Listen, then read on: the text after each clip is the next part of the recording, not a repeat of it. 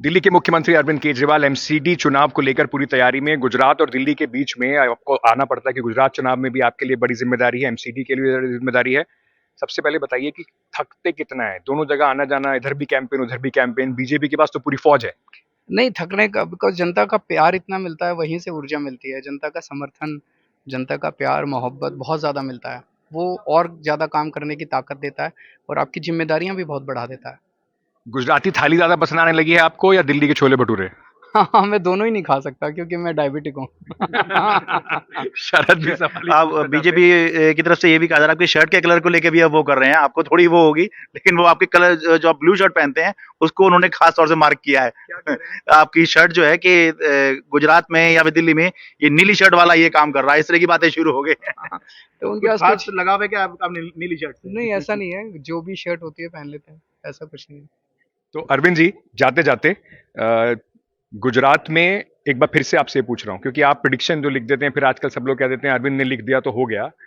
गुजरात में अब आज का लेटेस्ट प्रिडिक्शन क्या है और एमसीडी का भी प्रिडिक्शन बता दीजिए हमें। मैंने बताया आपको कि गुजरात में आम आदमी पार्टी की सरकार बननी चाहिए, ऐसा मुझे लग रहा है। और एमसीडी के अंदर भी हमें अच्छी सीटें आनी चाहिए। कांग्रेस की 5 से कम सीटें गुजरात में?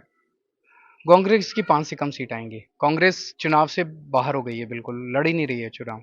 तो मैं कहीं देख रहा था कि आपने ये भी लिख दिया था कि बीजेपी का वोट परसेंटेज लिख दिया था आपने।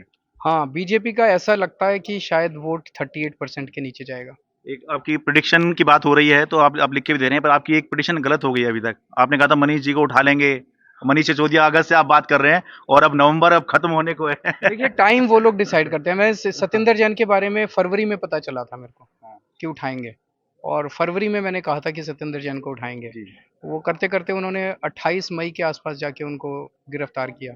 मनीष को भी ये गिरफ्तार करेंगे, लेकिन कब करेंगे वो तो ये लोग डिसाइड करेंगे।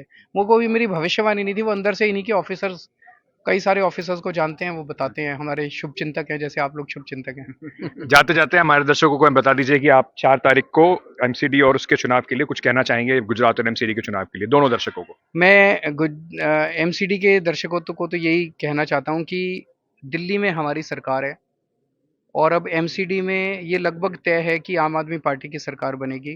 तो दिल्ली में आपका कोई भी काम हो, मैं कराऊंगा आपका काम, चाहे किसी भी एजेंसी का हो, चाहे एमसीडी का हो, चाहे दिल्ली सरकार का हो। अगर आपने गलती से किसी दूसरी पार्टी के काउंसलर को चुन लिया, तो आपके वो कोई काम नहीं करा पाएगा, क्योंकि वो 5 साल केवल मेरे से लड़ाई झगड़ा करेगा, मेरे घर के बाहर धरने करेगा, आपके सारे काम रुक जाएंगे, आपकी ज़िंदगी नर्क बना देगा वो 5 साल के लिए। तो हो सकता है आप दूसरी पार्टी के समर्थक हो सकता है आप दूसरी पार्टी के सपोर्टर हो, लेकिन इस चुनाव में आप आम आदमी पार्टी के काउंसलर को बनाना, ताकि हम मिल के बिना लड़ाई झगड़े के काम कर सकें। जुडिक्शन की दिक्कत तो नहीं आएगी कि किसका जुडिक्शन है, किसका फिर कोई जुडिक्शन नहीं है? जुरिस्डिक्शन की दिक्कत नहीं आएगी ना, हमारा ऊपर होगा, हमारा नीचे होगा, तो कोई जुरिस्डिक्शन की दिक्कत नहीं होगी। चलिए, बहुत बहुत शुक्रिया sir, thank you, thank you so thank much. You.